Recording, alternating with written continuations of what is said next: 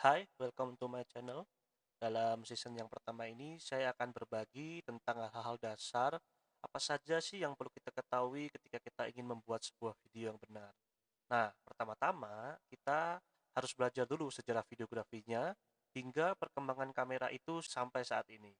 Nah, kalau kita belajar videografi, sejarahnya adalah kita mulai dengan fotografi. Jauh sebelum kamera videografi ditemukan, orang terlebih dahulu mengenal kamera fotografi. Dalam kamera fotografi analog, kita mengenal yang namanya film seluloid atau sebuah pita film di mana gambar yang dipotret akan terekam dalam pita tersebut. Itu yang menjadi cikal bakal dari film, video, bahkan animasi. Pada tahun 1880-an, Thomas Alva Edison dan asistennya William Dickson mengembangkan sebuah alat yang bernama kinetoskop. Kine artinya pergerakan, skopos artinya untuk melihat. Jadi sebuah kamera yang dipakai untuk melihat atau untuk merekam sebuah gerakan. Kamera fotografi yang tadinya hanya bisa mengambil gambar secara still image, dengan alat ini kita dapat melihat gambar tersebut bergerak secara sequence. Nah, dalam waktu yang hampir bersamaan, di Prancis juga ada Lumiere Brother, yang mana mereka mengembangkan alat serupa dengan alat dan ukuran yang lebih kompak. Tentu saja ini menjadi alternatif lainnya karena kamera yang dikembangkan oleh Lumiere Brother lebih kecil dan tidak bising. Alat ini diberi nama sinematografi. Nah, nama Lumiere Brother memang kemudian lebih dikenal ketimbang Thomas Alva Edison. Orang lebih mengenal Thomas Alva Edison untuk penemuan yang lainnya. Kenapa? Karena Thomas Alva Edison tidak membuat film, sedangkan Lumiere Brother fokus menjadi seorang filmmaker, sehingga namanya lebih dikenal dalam sejarah film. Nah, kita lanjut pada bagian berikutnya. Kalau kita lihat dari kamera film tersebut, muncullah yang dinamakan frame per second. Ada beberapa frame yang dibutuhkan untuk mengambil 1 detik gambar gerak. Nah, dalam dunia animasi, frame per second ini pun bisa menjadi sebuah perhitungan ketika kita ingin membuat sebuah gambar, ingin lebih halus atau ingin lebih smooth, kita bisa memainkan di eh, frame per secondnya. Dari sinilah sebetulnya kamera film berkembang. Ya, jadi kamera film itu yang dimaksud film adalah medianya. Ketika kita datang ke sebuah sinema atau kita datang ke sebuah bioskop, yang kita tonton adalah movie. Kita menonton movie tentang Captain America, kita menonton movie tentang Avenger, kita menonton movie tentang Batman, kita menonton movie film tentang horor. Nah, itu semua disebut movie. Hanya melihat sejarahnya, semua movie pada waktunya dibuat dengan menggunakan kamera film. Sehingga stereotip orang adalah mari kita menonton film, sebuah film yang merekam tayangan-tayangan bercerita dan menghibur para penonton. Nah, untuk hari ini tidak semua movie direcord menggunakan film. Ada yang menggunakan kamera videografi, ada juga yang menggunakan kamera digital cinema. Nah, inilah mengapa ketika kita bicara film, sebetulnya kita bicara medianya, media perekamnya. Nah, kita lanjut ke dalam perkembangan kamera. Setelah kamera film ditemukan, orang-orang mulai mengembangkan lagi teknologi yang bernama Phonovision. Ini adalah teknologi video disc pertama yang ditemukan oleh John Leggy Bird pada tahun 1957. Nah, John Leggy Bird membuat teknologi Phonovision ini yang kemudian menjadi cikal bakal dari perkembangan broadcast atau television. Gambar sekuen tidak lagi dilekam dalam film, melainkan dalam sebuah disk. Alat perekam dan kamera juga terpisah, sehingga butuh 2 orang, yang satu menggerakkan kameranya atau mengoperasikan kameranya, yang satu merekamnya ke dalam sebuah disk, sebuah compact disc pertama. Inilah yang disebut compact disc pertama. Dan perkembangannya mungkin teman-teman ingat dulu ada yang namanya laserdisc atau lalu kemudian VCD atau kemudian DVD dan sekarang ada Blu-ray, adalah di mana semua gambar direkam ke dalam media-media tersebut. Tetapi perekaman melalui Phonovision tentunya sangat terbatas. Pertama, merepotkan karena alatnya besar, lalu perekamannya pun harus lebih dari 2 orang, sehingga orang terus mengembangkan bagaimana sih membuat kamera video yang lebih compact atau lebih praktis. Lalu muncullah kamera video kaset atau yang sering dikenal dengan istilah camcorder. Nah, sekitar tahun 1980-an muncullah dua produsen ternama yaitu GVC dan Sony. Ya, GVC kemudian mengeluarkan kamera kaset yang dikenal dengan nama VHS, sedangkan Sony mengeluarkan kamera kaset yang dikenal dengan nama Betacam. Selain Betacam, Sony sebenarnya juga mengeluarkan kamera kaset yang dikenal dengan nama U-Matic. Tetapi Betacam lah yang kemudian menjadi sebuah primadona. Sama dengan kamera VHS, bedanya kamera VHS lebih dikenal sebagai format kaset untuk rumahan, sedangkan Betacam adalah format yang dipakai untuk industri, khususnya televisi. Betacam bahkan menjadi sebuah standar video industri kala itu. Sejak itu, kamera terus berkembang dan muncul berbagai format hingga yang paling mutakhir dan sampai kini masih dipakai adalah format mini DV. Sebuah kaset perekam dengan teknologi digital dan kualitas yang mumpuni bahkan lebih aman ketimbang hard disk. Pada tahun 2000-an awal, di era milenium, dibarengi dengan munculnya format-format digital.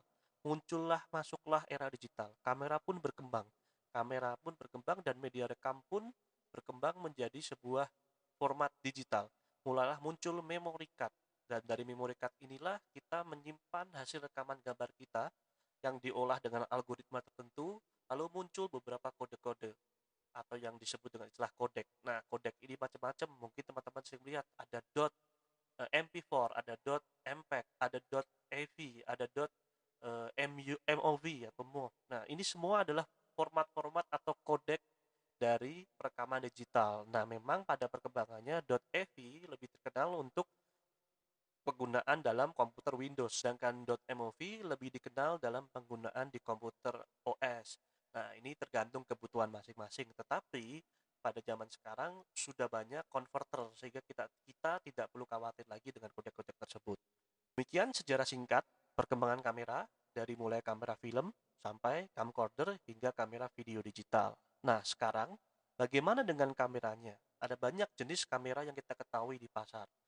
Kita bisa membelinya sesuai budget yang kita punya, tetapi kita perlu kenal kamera apa aja sih yang ada dan apa sih yang kita butuhkan. Kita mulai dengan yang paling mahal, yaitu kamera digital cinema. Kamera digital cinema adalah kamera yang dipakai untuk membuat movie. Kamera tidak lagi direkam dalam pita film, tetapi masuk ke dalam sebuah hard disk. Kamera ini berkembang karena penggunaan pita film dianggap boros. Dengan kamera digital, kita tidak perlu takut pada saat misalnya mengambil gambar lalu terjadi salah syuting atau salah scene atau salah adegan sehingga harus mengulang. Nah, pada saat menggunakan kamera film seluloid langsung merekam adegan yang salah tersebut dan tidak bisa ditimpa. Sedangkan dalam digital cinema kita tinggal menghapus data yang ada lalu kita merekam lagi sehingga hemat secara memori juga. Nah, tetapi pada dasarnya tidak disarankan pada saat proses syuting kita langsung menghapus adegan yang salah karena bisa jadi mungkin itu bisa kita pakai sebagai footage-footage atau kita bisa pakai untuk keperluan yang lainnya. Meskipun begitu, masih banyak sutradara yang tidak mau beralih ke kamera digital. Beberapa sutradara bahkan lebih nyaman menggunakan kamera film. Tentu saja ini kembali kebutuhan. Sekali lagi, ini kembali ke budget ya, karena budget setiap orang berbeda-beda, budget klien berbeda-beda, budget dalam membuat video atau film berbeda-beda. Kamera digital cinema ini bisa dikatakan adalah kamera high end. Kenapa? Karena harganya yang cukup tinggi. Harga kamera digital cinema rata-rata pasti di atas 100 juta. Bahkan bisa sampai miliar tergantung jenis yang akan kita pakai. Nah, merek-merek terkenal seperti Ari, Red, itu adalah nama-nama brand yang memang terkenal untuk digital cinema. Nah, kemudian bagaimana dengan kita yang memiliki budget di bawah 100 juta? Dalam beberapa tahun terakhir, ada kamera digital cinema dengan nama Blackmagic. Nah, Blackmagic kebetulan mengeluarkan kamera-kamera digital cinema dengan harga yang lebih terjangkau, tidak sampai 100 juta. Sekali lagi, walaupun kamera-kamera ini harganya tidak sampai 100 juta, tetapi Blackmagic adalah kategori kamera high-end di mana harganya pun masih di atas 50 juta rupiah. Jadi kembali kepada kebutuhan kalian, kembali kepada budget kalian. Yang kedua adalah kamera broadcast. Kamera broadcast ini adalah kamera standar yang dipakai untuk studio TV di seluruh dunia. Nah, ada tiga jenis kamera broadcast. Yang pertama adalah kamera studio, yang kedua adalah kamera IFV, dan yang ketiga adalah kamera ING. Kamera studio adalah kamera yang dipakai untuk kebutuhan syuting di dalam studio. Biasanya ciri-cirinya adalah besar dan ukurannya berat. Kenapa berat? Karena ini dipakai untuk mengambil gambar sehingga ketika bergerak dia bisa menghasilkan gambar yang lebih smooth. Dan biasanya kamera ini juga dilengkapi dengan zoom servo, yaitu zoom digital sehingga waktu zoom pun dia akan sangat smooth. Dan ada juga pedestal atau yang fungsinya sebagai tripod, seperti tripod pada kamera-kamera consumer lainnya. Dan juga biasanya kamera ini dilengkapi dengan intercom sehingga dapat berkomunikasi antara satu kameramen dengan kameramen lainnya. Karena ketika syuting di studio biasanya lebih dari satu kameramen. Kamera ING adalah kamera yang digunakan untuk meliput sebuah peristiwa, kejadian, ataupun sebuah berita. Nah, ciri-cirinya kameranya lebih portable dibandingkan kamera studio dengan ukuran yang sedikit lebih kecil. Lalu kamera ING gampang dibawa kemana-mana. Kamera ING biasanya dilengkapi dengan fitur shake reduction, sehingga pada saat wartawan atau peliput sedang meliput sebuah berita dan diharuskan dia berlari atau diharuskan dia jalan lebih cepat atau dorong-dorongan, kamera tersebut dapat mereduction shake dari kamera yang terus bergerak sehingga gambar tetap stabil. Inilah yang disebut kamera ING. Berikutnya adalah kamera IFP atau kamera yang digunakan untuk produksi non berita. Kamera IFP ini biasa dipakai untuk produksi baik non drama atau drama yang sifatnya bukan berita atau di dalam studio, seperti misalnya sinetron. Nah, biasanya mereka menggunakan kamera IFP. Nah, banyak orang juga kemudian membuat movie menggunakan kamera IFP ini. Jenis kamera ketiga adalah digital SLR. Sejak kamera SLR terkenal di dunia fotografi, banyak fotografer profesional menggunakan kamera fotografi SLR. Kamera SLR pun terus berkembang dan muncullah kamera digital SLR di mana kita bisa merekam gambar langsung ke dalam format digital menggunakan memory card. Berjalannya waktu, kamera digital SLR juga memiliki fitur perekam video. Dengan kamera DSLR, kita dapat merekam video dengan feel yang layaknya kamera film. Meskipun output yang dihasilkan tidak semaksimal kamera film. Jenis kamera berikutnya adalah home consumer atau kamera pemula. Dulu kita hanya mengenal handycam, tetapi kini sudah ada banyak jenis kamera seperti kamera POV, ada GoPro, ada B-Pro, ada banyak sekali kamera sport, itu adalah kamera POV. Kemudian ada kamera drone yang bahkan dikatakan kamera drone ini membunuh atau mematikan profesi kameramen Helicam dan banyak lagi kamera, bahkan di handphone pun kita juga dapat memiliki fitur kamera yang cukup mumpuni. Selain jenis kamera, yang kita perlu tahu lagi adalah resolusi video. Jenis resolusi yang pertama adalah standard definition atau yang dikenal dengan nama SD. Resolusi yang paling dikenal dalam standard definition adalah 720 kali 576 pixel atau 720 kali 480 pixel. Ini merupakan standar broadcast paling populer sebelum adanya format XD. Jika kalian ingat DVD, DVD pun menggunakan format yang sama, yaitu 720 kali 576 pixel.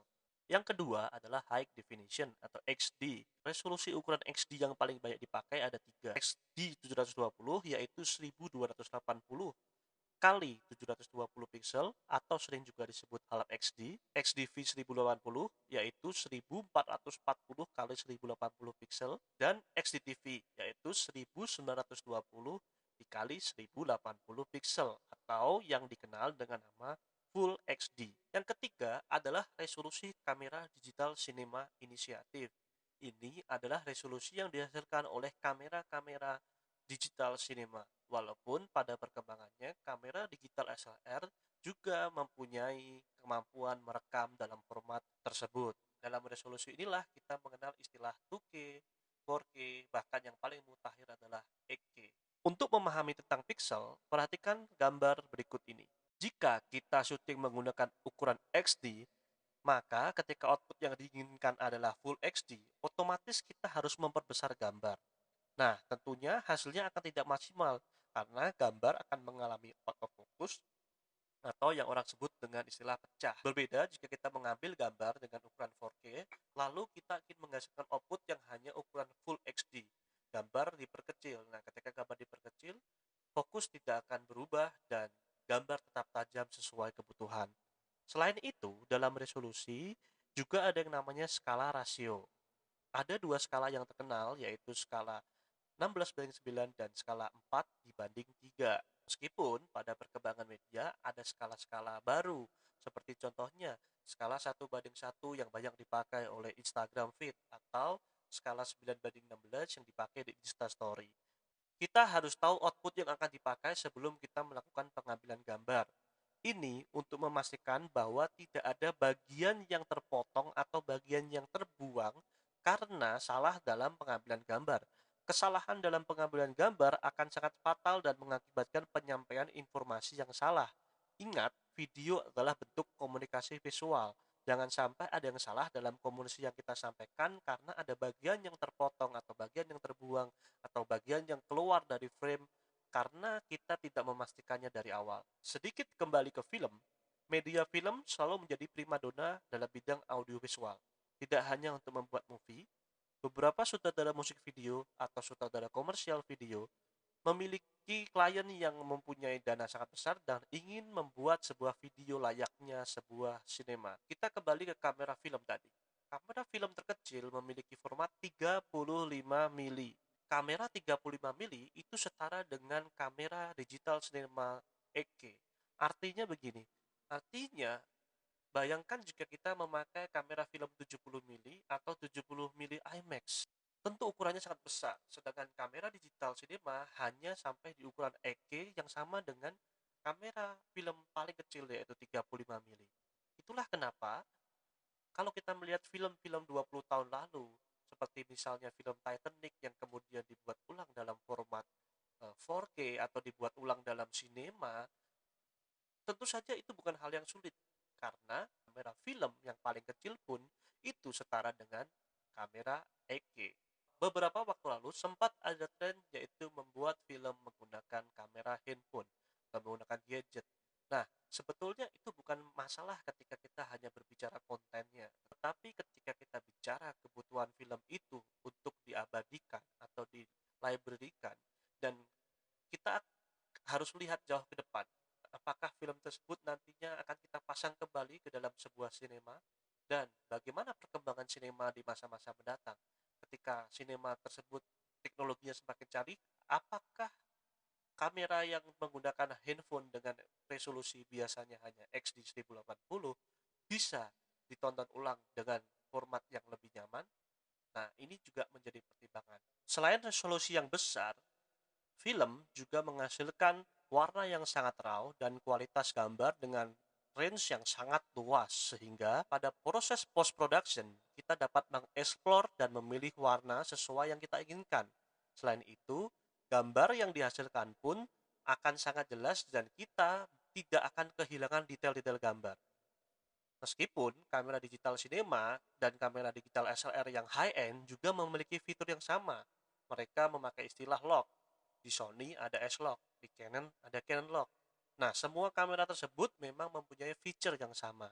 Tetapi, kamera tersebut tidak mempunyai rasio yang sama dengan rasio film. Jadi, ini kembali ke kebutuhan kita. Kamera film, kamera video, kamera digital cinema, kamera digital SLR, semuanya bisa kepakai. Kan sekarang ada yang namanya kamera mirrorless, kamera yang memiliki kemampuan hampir sama dengan kamera digital SLR. Dan sekali lagi, ini kembali kepada kebutuhan kita dan budget yang kita miliki. Nah, setelah kalian menentukan kameranya, hal terakhir yang dibutuhkan untuk memulai syuting adalah memastikan kamera tersebut sudah benar dan bisa dipakai. Pada saat kita membeli kamera atau memilih kamera, pastikan memang ada semua feature di dalamnya. Kemudian, lihat, kamera harusnya memiliki body kamera. Semua kamera punya body kamera. Lalu ada lensa di sana. Lalu kemudian ada LCD monitor, lalu ada viewfinder, lalu ada media perekam, dan kamera yang memiliki fitur video biasanya pasti memiliki internal mikrofon atau mikrofon bawaannya. Kenali juga tombol-tombol yang ada di dalam kamera tersebut. Kita harus tahu di mana letak tombol-tombol untuk fungsi dasar seperti tombol on off, tombol record, lalu bagaimana cara mengatur diafragmanya, bagaimana mengatur shutter speed-nya, bagaimana mengatur white balance-nya, lalu bagaimana mengatur audio control-nya. Di setiap kamera video pasti ada mic internal dan harusnya ada feature untuk mengatur audio control. Nah, terakhir, tips untuk memulai menggunakan kamera. Pertama, pastikan sebelum kalian syuting, baterai sudah terisi penuh, baik itu baterai utama maupun baterai cadangan. Lalu cek aksesoris tambahan, misalnya tripod. Nah, tripod ini juga sangat penting buat kalian yang masih belajar, gunakanlah tripod. Karena kalian belum tentu bisa memegang kamera dengan sangat stabil tanpa adanya tripod. Lalu baterai cadangan juga dicek, lalu lighting juga dicek, dan berbagai kebutuhan lainnya kalian cek termasuk memory card. Apakah memory cardnya sudah berfungsi dengan baik? Apakah memory cardnya sudah bisa dipakai? Siapa tahu mungkin masih ada rekaman dari syuting-syuting sebelumnya. Apakah data-data tersebut bisa dihapus? Nah, itu harus dicek. Nah, kemudian setelah semuanya aman, biasakan terlebih dahulu untuk membuka tutup lensa. Nah, ini penting. Jangan sampai kita malu. Malu kenapa? Udah bergaya, udah sepertinya keren, ternyata tutup lensanya tidak dibuka. Nah, pastikan kalian membuka tutup lensa terlebih dahulu. Barulah kemudian nyalakan on off pada kamera dan kalian atur shutter speednya, kalian atur diafragmanya, dan kalian atur white balance-nya. Nah, setelah itu barulah kalian mulai merekam. Nah, buat kalian yang ingin memulai membuat video, sekali lagi saya ingatkan, perhatikan output yang kalian inginkan. Jika kalian hanya ingin membuat video untuk kebutuhan YouTube, bisa jadi yang kalian butuhkan hanya 720 XD. Kenapa? Karena koneksi YouTube di Indonesia tentunya itu tidak mendukung kecepatan di atas tersebut. Jika kalian memaksakan untuk ukuran HD 1080 atau di atasnya, bisa jadi pada saat orang menonton koneksinya akan sangat berat. Nah, ini menjadi sebuah pertimbangan tentunya. Nah, demikian penjelasan dari saya di episode kali ini. Terus ikuti video-video kami selanjutnya. Jangan lupa like, komen, share, subscribe, dan nyalakan loncengnya. Demikian, saya Mason, pamit. Selamat memilih kamera.